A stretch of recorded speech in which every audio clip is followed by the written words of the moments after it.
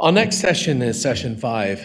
As you're all aware, living here in Sarasota, our community has been defined over the years. The community we've inherited has been defined by leading philanthropists from the likes of Bertha Palmer, Mabel Ringling, Eugenia Clark, Maria Selby, and Emma Booker.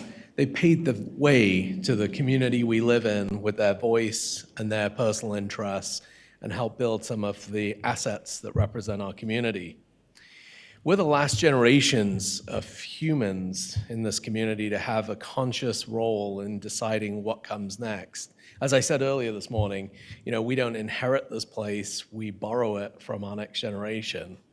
Our next speaker, our next session, is being led by a woman who needs no introduction in terms of the work that she's been doing to preserve Florida for our generations to come.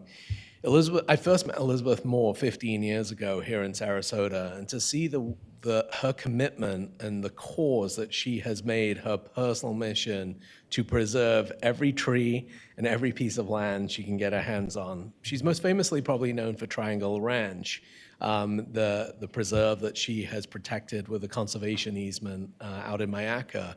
But more locally, I had the opportunity of meeting with her last week over at Bliss Farms, her project in the downtown, kind of just outside of downtown core.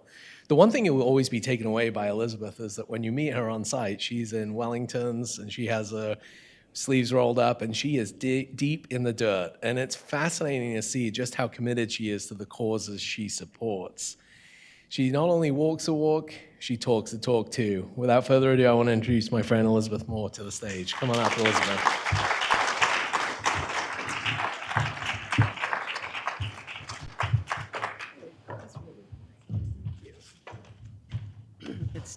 It's still morning. We're running a little bit behind, but I just want to say what a wonderful honor it is to be here yet again, to be with my friend and Bob Bunting and on our Climate Adaptation Center. You see, Bob and I have known each other for several years, even as Bob was conceiving of the Climate Adaptation Center. He asked me to join him in his mission of educating the public on how we can prepare and navigate the challenges that a changing climate throws in our path. And as Anand said, I'm boots on the ground advocate of adapting to climate change and really showing the public on what we can do to make a difference. Yes, through land conservation, and yes, through regenerative agriculture, and just the practices that go into living a really wholesome, ethical, healthy world. Bob, your vision for building the CAC was way ahead of its time, and your message of the need to adapt to our changing climate has never been more urgent or timely, especially in the wake of what we've all experienced lately. Personally, my ranch, was visited by a tornado and the roof was torn off of the barn. I had 80 trees down. It impacts me personally. Like some of my gardens just turned into war zones, like unbelievable. But being resilient, keeping open spaces, never losing hope is really the most important thing, that I'm not letting the bad guys getting me down. I'm going to be resilient and optimistic.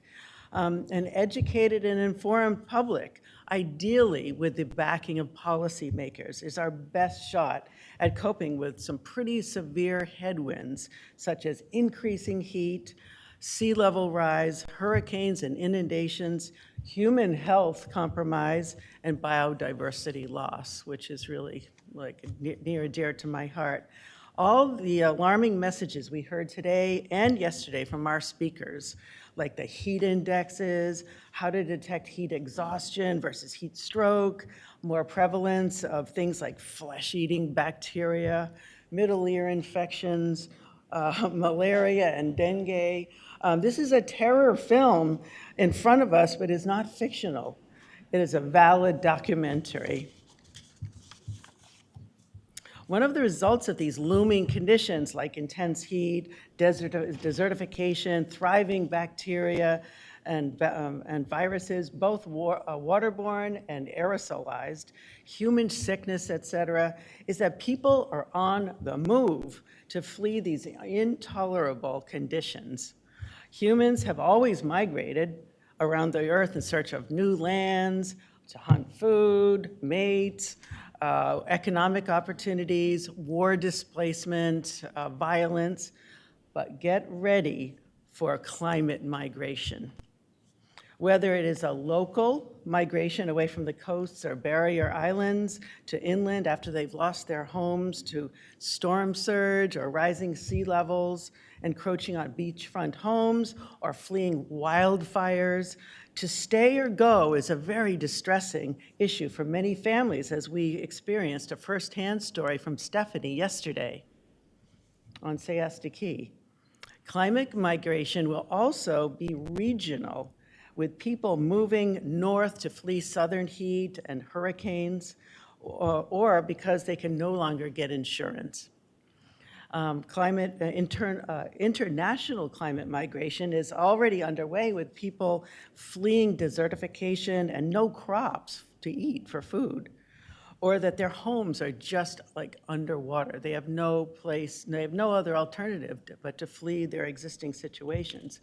War in many countries, as we know, all hastens this migration. They seek cooler weather where crops can be grown and where they feel safe and the air quality is better. For many, this need to migrate can be a very traumatic situation, resulting in a form of PTSD, as we've heard today and yesterday. Losing a home or loved ones to a devastating climate event leaves deep emotional scars on mental health, as we've heard today. And with increased migration, we are already seeing an increase in the spread of diseases such as malaria, as we heard yesterday. Climate migration brings with it compounding issues such as climate justice, emotional and psychological health impacts, further spreading of diseases and such as malaria, integration into new communities and culture makes a big impact, and changes in GDP and even collapse of governments. And issues like who gets to migrate and where will become increasingly relevant and controversial issues. What will be the impact on our infrastructure and human services such as hospitals, schools, housing, et cetera? These are all questions that will be posed to us. And how do we consider who gets to be near these green spaces and who must be subjected to noise and light pollution? All big, looming issues we will have to face as a society. And now Bob will give us his perspectives on climate migration, from a business and academic perspective. Welcome, Bob, my friend.